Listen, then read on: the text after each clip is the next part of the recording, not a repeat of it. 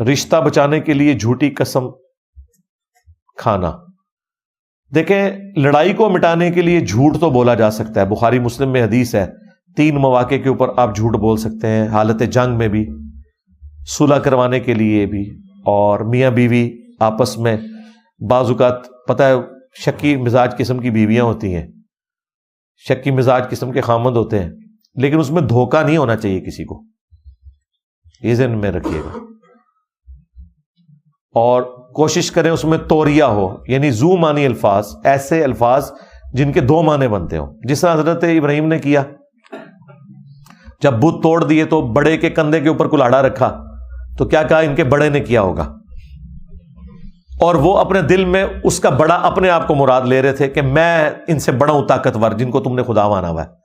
اور انہیں یہ امیج دیا کہ جس کے کندھے پر کلاڑا رکھا ہوا ہے اس نے کیا ہوگا. تو اس پہ وہ پھر سوچنے میں مجبور، ان کا تجھے پتا یہ تو بولتے ہی نہیں ہے. پھر انہوں نے کہا اوف ہے تو آڑے بزرگ بھی تھے تسی بھی، انتم وآباؤکم فی ضلال مبین.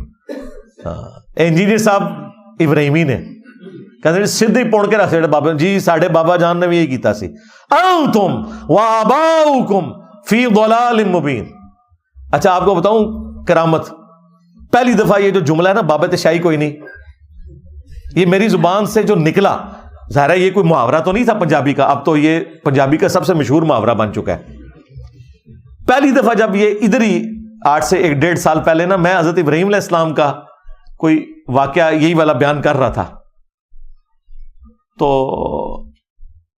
اس میں نا بائی چانس میں نے ذکر کرتے کرتے نا یہ میری زبان سے نکل گیا کہ ابراہیم علیہ السلام نے تو ہمیں اس حوالے سے تعلیم فرمایا ہے تو بابت شاہی کوئی نہیں. اچھا وہ جب یہ میں نے بعد میں سنا نا، پھر وہ ایسا مقبول ہوا اللہ کی بارگاہ میں. اب تو اس کو پھر کمپلیٹ کیا نا کہ میرے نبی سا ہے ہی کوئی نہیں، تیرے بابے تھے شاہی کوئی نہیں. تو یہ ابراہیمی طریقہ ہے.